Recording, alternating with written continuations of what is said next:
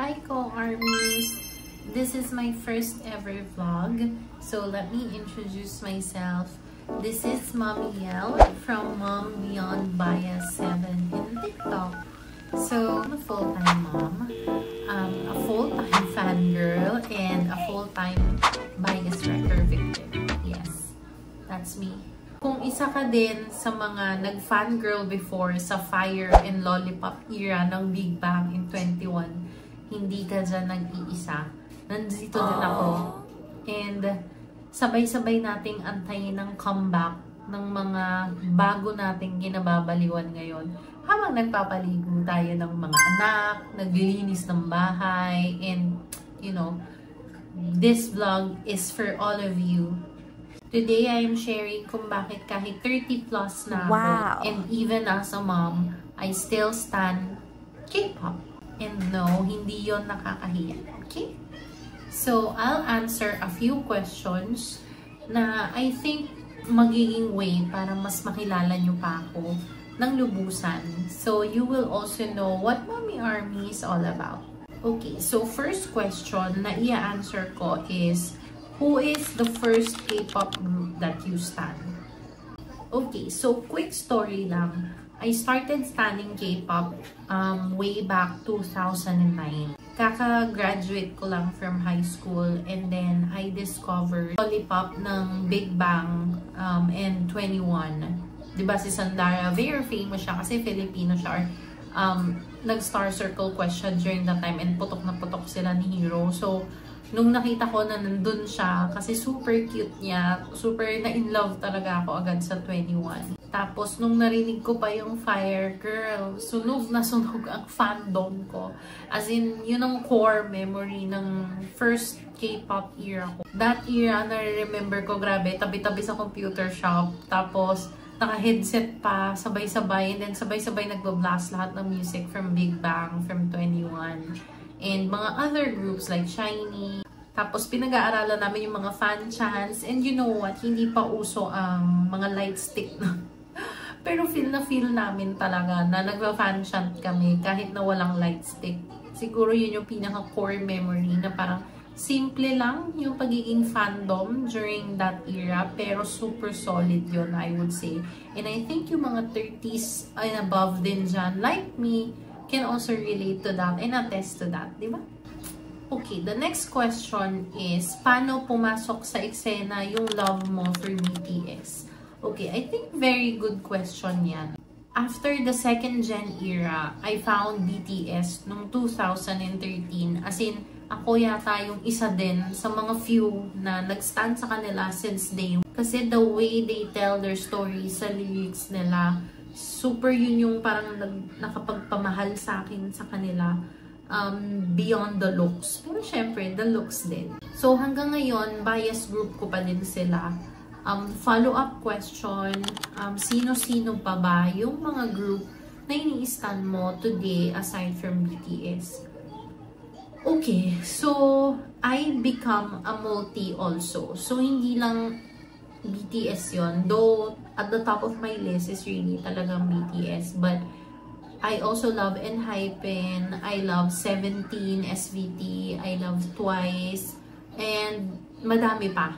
Actually, depende yun sa era, depende sa mood ko, but the top of my list is really BTS right now.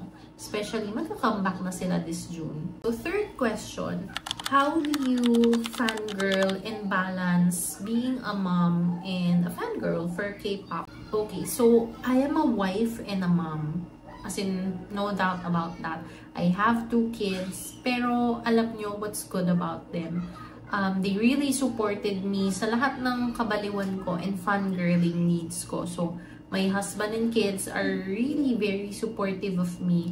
Pag may mga concerts, sumasama yung husband ko. And whenever I do covers or dance or vlogs or even videos, my kids are willing to help, even my husband. So, very open yung pagiging fangirl ko here sa house. But siguro, how I balance it out is, when the kids are already sleeping, I usually watch content or create mini-series or contents or vlogs for my channel and social media kapag tulog na sila, or if nagawa ko na lahat ng task ko being a mom, like cooking, cleaning the house, feeding them, and such. So, para kasing for me, K-pop become my me time. So, sila yung parang naging comfort zone ko, or my break from adulting and being a mom. Kasi sometimes it's really exhausting, to be honest, but it keeps me grounded, it keeps me motivated to do good being a mom every day because of them. Kasi parang may release ako from the tension and from the stress of the everyday motherhood. Okay. So, fourth question, ano yung take mo when it comes to something ng negativity about K-pops for moms over 30? So, mga judgy comment. The most common thing na naririnig ko for when it comes to comments is, aren't you too old for that? Parang ang tanda mo na para maging K-pop stan, or mom ka na, dapat mas seryoso ka na in life, dapat you need to focus on your kids, bakit gumagastos ka ng concerts, ng merch when you can spend it wisely on your family, for your house, etc. So, let me ask, bakit kapag sports fan, bakit kapag artista fan, that's normal. Pero kapag K-pop fan, parang ang daming judgment, ang daming tanong. For me kasi, fangirling doesn't mean I'm less of a mom. If anything, it helps me stay sane. Tulad ng sinabi ko kanina, it keeps me grounded and it keeps me motivated to be a mom. And I'm really proud of it. So, whatever they say at me, whatever they throw at me, dinidedma ko yun. So, I just brush it off. Kasi, yung core family ko, o yung support system ko is very huge and very strong. Siguro yun yung isang reason why hindi ako affected to what people are saying to me. Kasi as long as my family supports me and believes in me, then I don't think the outside noises are important. And the last question that I have is, why will I always stand K-pop? More than music, K-pop taught me hard work and connection talaga. So, ang dami kong nakilalang friends in social media, like in TikTok, especially in TikTok. Sa mga concerts na nakakakilala ko ng mga co-armies ko or co-concert goers ko na fans din. Ang dami kong natutunang lessons.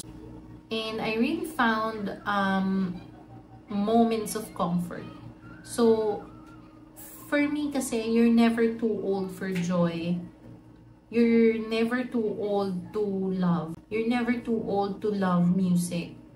So, kung 30 ka na or may anak ka na and you still stand, good for you. And I'm proud of you. And I just wanna let you know that you're doing amazing. And to all the moms out there na tahimik lang mag-fangirl because they're scared of being judged, you're not alone, mommy.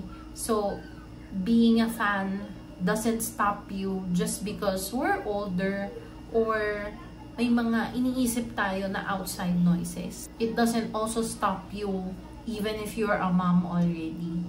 If K-pop brings you or brings us, then you deserve that. You deserve all of that, mom. So, huwag kang mahiya. My advice is huwag kang mahiya.